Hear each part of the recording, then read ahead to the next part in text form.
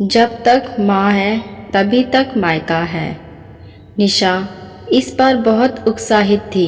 बच्चों की गर्मियाँ छुट्टी आने वाली थी।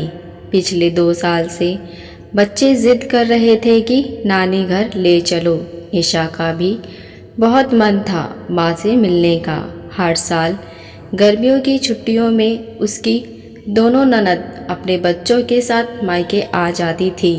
जब तक वो दोनों वापस जाती तब तक बच्चों की छुट्टियां ख़त्म हो चुकी थीं। वो तो कभी मायके नहीं जा पाती।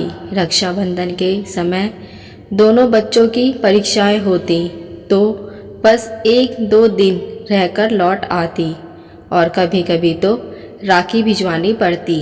इस बार गर्मी की छुट्टी में बड़ी ननद के ससुराल में किसी की शादी थी तो वो मायके नहीं आ रही थी और छोटी ननद के बच्चों ने जिद करके हिल स्टेशन घूमने का प्लान बनाया था।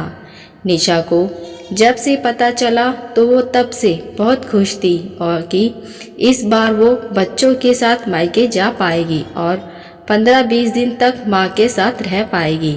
लेकिन जब से सासू माँ को ये बात पता चली तब से वो एक ही रट लगाए बैठी है कि बच्चों के बिना उनका मन नहीं लगेगा। निशा यह बात समझती थी कि उसके और बच्चों के जाने के बाद सासू माँ घर पर अकेली बोर हो जाएंगी। उसने सासू माँ को समझाया, सासू माँ जब तक माँ है बस तभी तक तो मायका है। दोनों दीदियाँ आज यहाँ किसके लिए आती हैं? आपके लिए ही। भाई भाभी कितने भी अच्छे हों और कितना भी मान सम्मान करें, एक झिझक आ ही जाती है। मायके जाने से पहले भाभी से पूछना पड़ता है उनका कोई प्लान तो नहीं।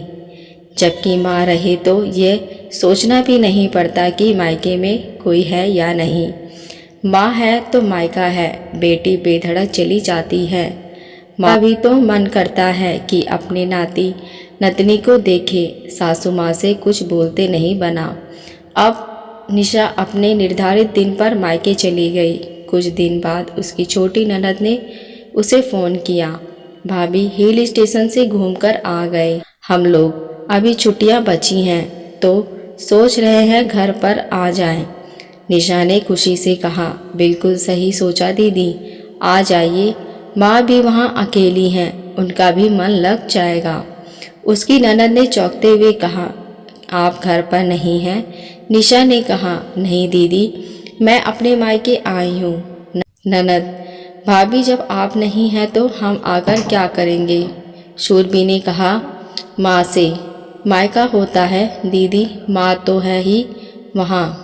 ननद ने हिसाब लगाया कि भाभी के बिना गई तो और काम बढ़ जाएगा, घर के काम भी मुझे करने पड़ेंगे। यह सोचकर उसने मायके जाने का प्लान ही कैंसिल कर दिया। निशा हैरान थी अपनी ननद की सोच पर। वो जब मायके आई माँ से मिलने तब उसकी भाभी भी मायके गई हुई है, पर उसे तो माँ पापा के साथ वक्त बिताने की खुशी थी और उसकी छोटी बहन भी अपने बच्चों के साथ आई हुई थी। अगर सारी ननद और भाभी में यही सामंजस्य रहे तो गर्मी छुट्टियों में हर बेटी अपने मायके आ पाएगी, क्योंकि जब तक माँ है तभी तक मायका है।